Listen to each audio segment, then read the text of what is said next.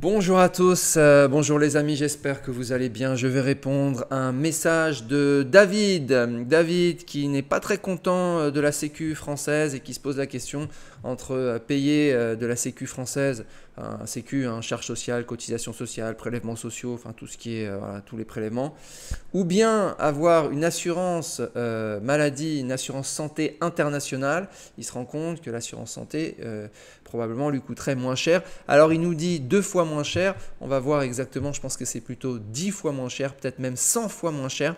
On va faire les calculs dans cette vidéo entre la Sécu française et une assurance santé internationale comme celle que j'ai. D'ailleurs, je vais vous dire celle que j'ai aujourd'hui et celle que j'ai eue par le passé. Comme ça, vous pourrez aller chercher par vous-même. Alors, qu'est-ce qu'il nous dit ? C'est vrai qu'une personne qui paye 5 000 € d'impôts sur une année, tu n'es même pas sûr d'avoir une retraite.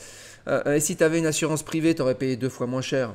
Tu vas voir que c'est beaucoup plus que ça.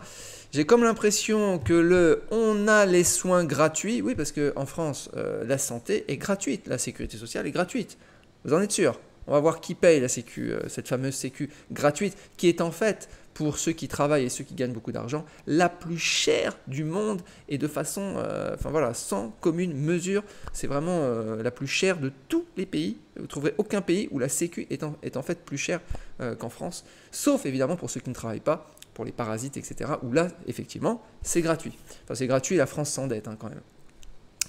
Donc, voilà, gratuit. Si on a des services tels qu'ils existent à Singapour ou en Thaïlande, alors c'est marrant que tu cites Singapour, c'est vrai qu'à Singapour on a plein de services, alors qu'on a des impôts tout petits. Mais tu cites aussi la Thaïlande, hein, parce qu'il y a des services aussi en Thaïlande, et on aimerait parfois avoir des services en France qui soient au niveau de ceux de la Thaïlande. Oui, on en est là. Mais c'est une catastrophe, voilà, la sécu française. Voilà. Alors, combien ça coûte la sécu française ? Il y en a qui vont me dire c'est gratuit. Vous êtes sûr que c'est gratuit ? Oui, c'est gratuit. Pour ceux qui ne font rien, qui ne travaillent pas, ils sont soignés gratuitement, c'est vrai. Ils sont soignés dans l'hôpital public, c'est-à-dire ils ont le droit d'attendre pendant des heures pour être soignés. Ils ont le temps de mourir 3 fois avant d'être soignés. On avait vu durant la crise sanitaire joncher le sol comme ça. On avait l'impression d'être dans un pays du tiers-monde. Mais non, c'était la France.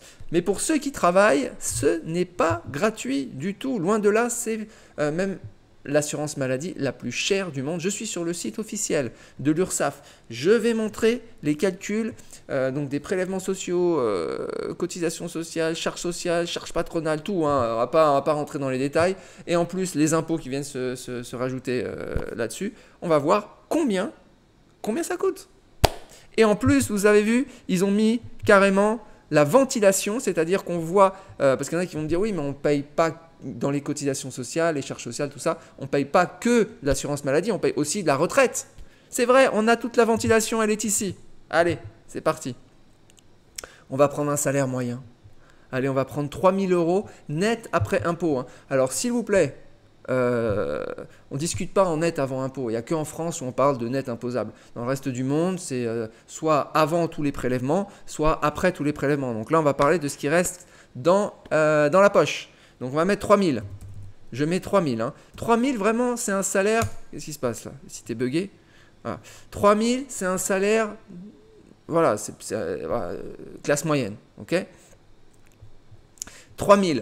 Pour verser, pour qu'il vous arrive 3 000 € dans votre poche, le coût total, alors me dites pas c'est l'employeur qui paye, machin, on s'en fout de ça, parce que s'il avait moins à payer, vous gagneriez beaucoup plus. Comme à Singapour, où il n'y a pas de charge patronale, évidemment, les salaires sont beaucoup plus hauts.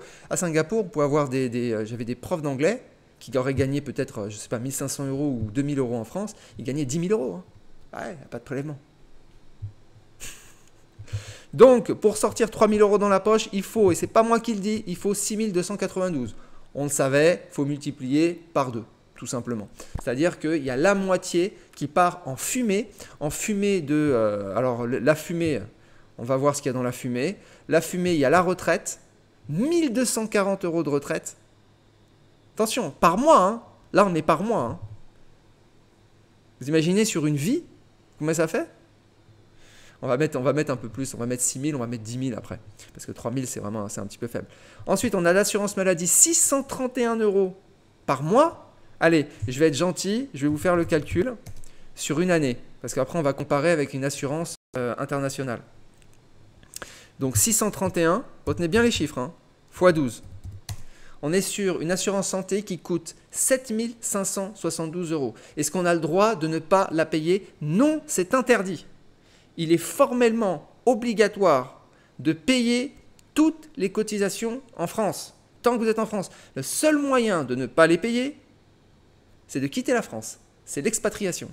Je vous rappelle hein, que vous avez sur mon site Mark Blue Sky, vous avez tout. Hein. On a les coachings, on a la formation, coaching par pays maintenant. Il va y avoir une personne par pays. Thaïlande, Bali, Malaisie, Cambodge. On va avoir une personne par pays pour vous coacher si vous souhaitez partir. Et le programme Gamma Excellent. Donc je continue.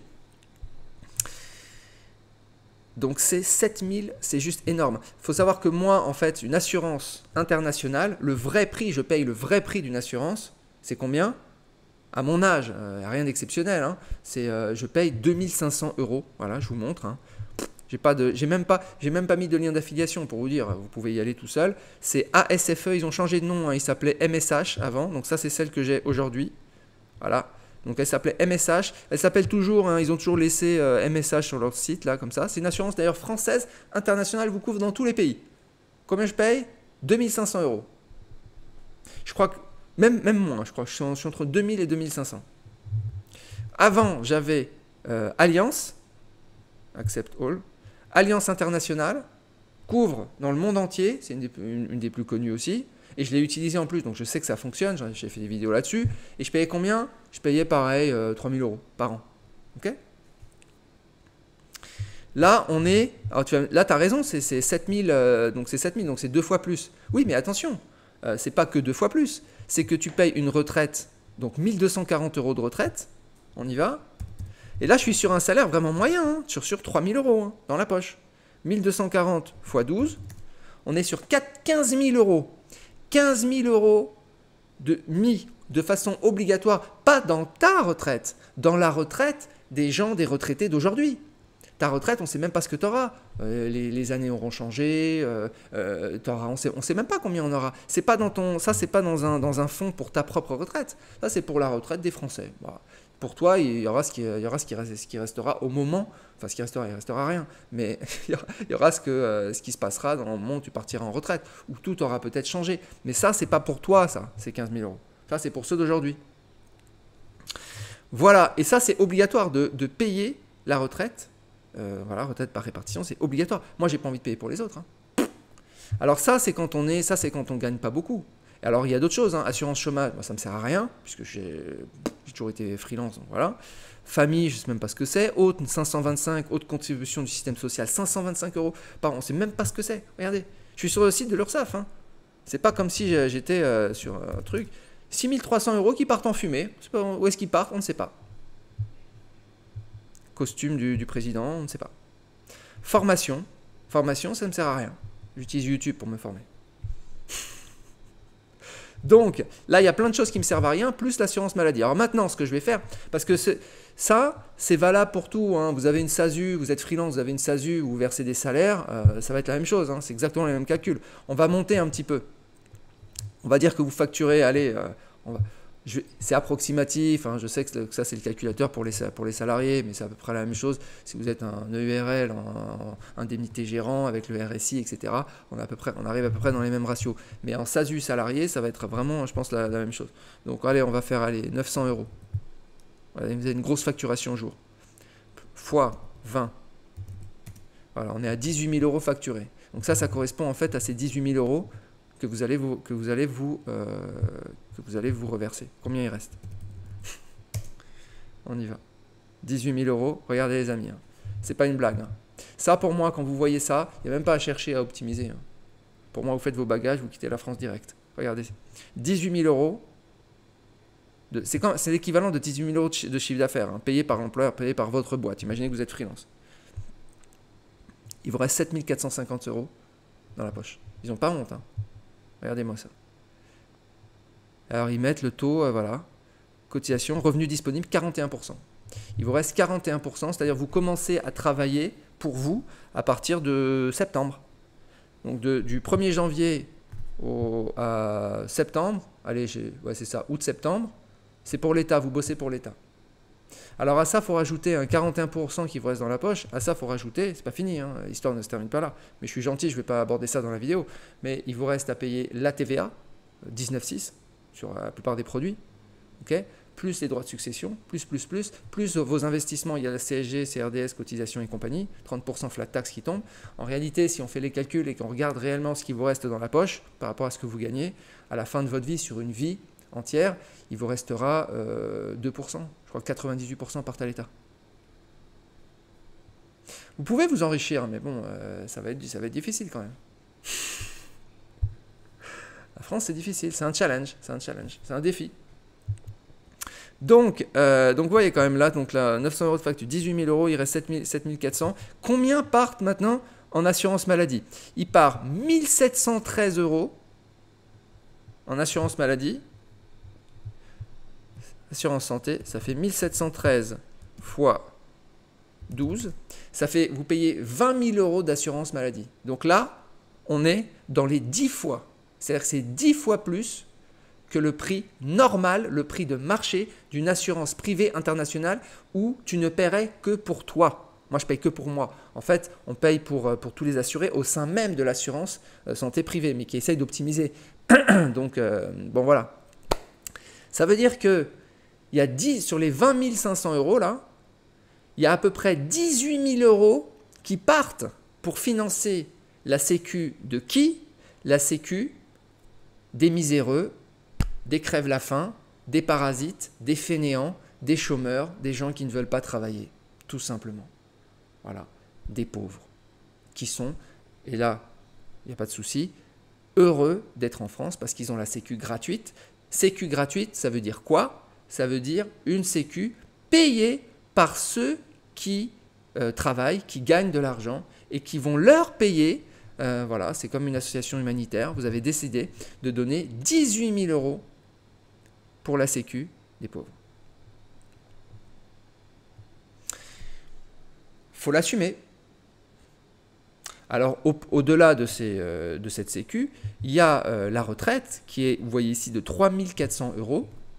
3 432 fois 12, c'est-à-dire 41 000 euros de retraite qui sont partis en fumée.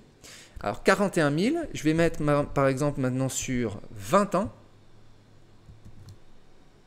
Donc ça c'est voilà, 20 ans. On est sur 823 000 euros. On parle de millions d'euros, les amis. Hein.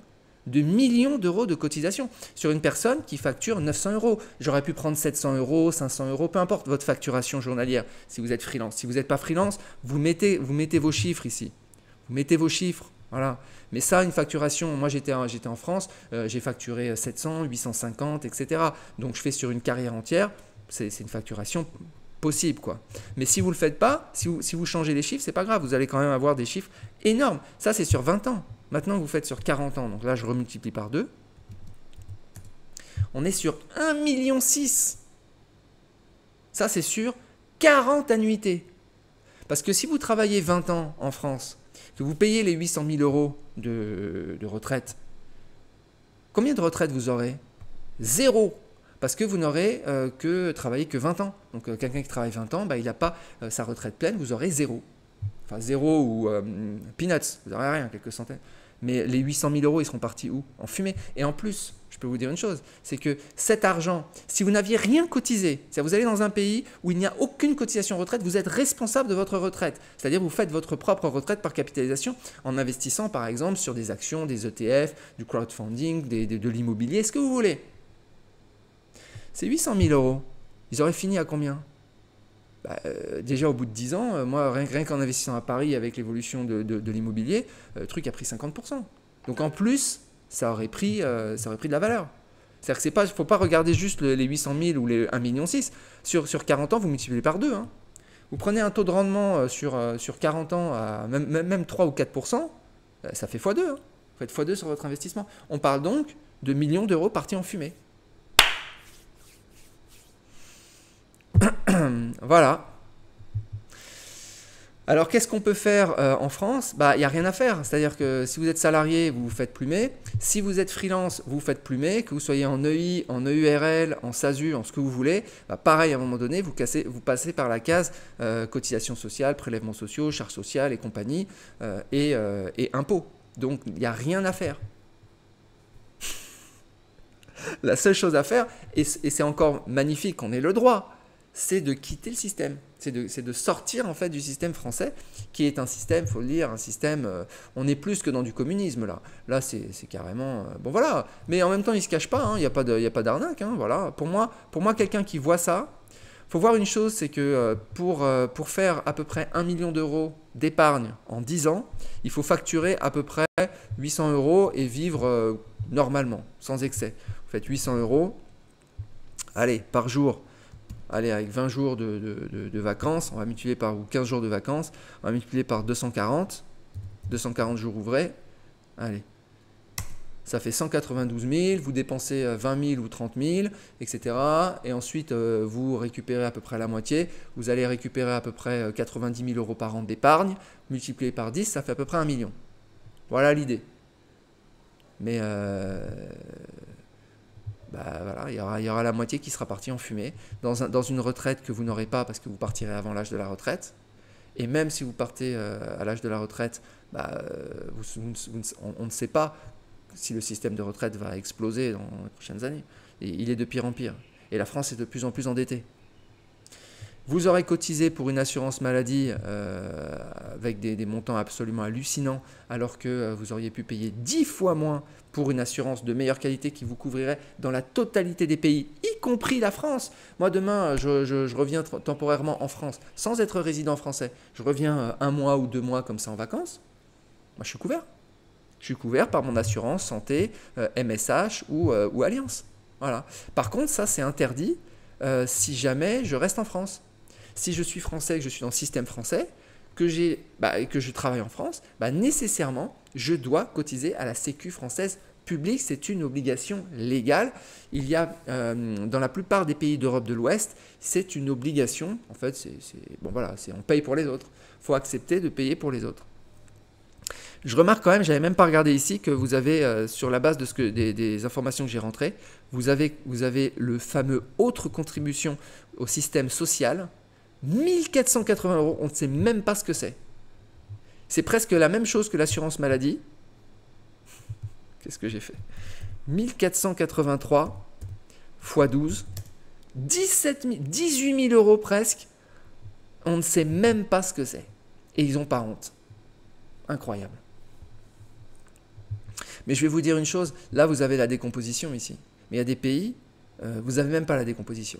Ils vous mettent une ligne, prélèvement, c'est peu importe ce qui finance, il n'y a même pas la décomposition. Vous allez au Royaume-Uni, pareil, j'ai à peu près 50% de prélèvement, une honte absolue. Pour ceux qui croient que le Royaume-Uni c'est libéral, détrompez-vous les amis. Voilà les amis, donc la solution, vous la connaissez, expatriation, faites vos bagages, il n'y a pas de solution, il n'y a aucune optimisation possible ici. Enfin, il y a toujours des petites optimisations à droite à gauche en France, il y a 400 niches fiscales en France, donc vous trouverez toujours un petit truc, mais bon voilà, au final, sortir de ça, c'est impossible. Voilà les amis, je vous souhaite une excellente journée, je vous dis à bientôt.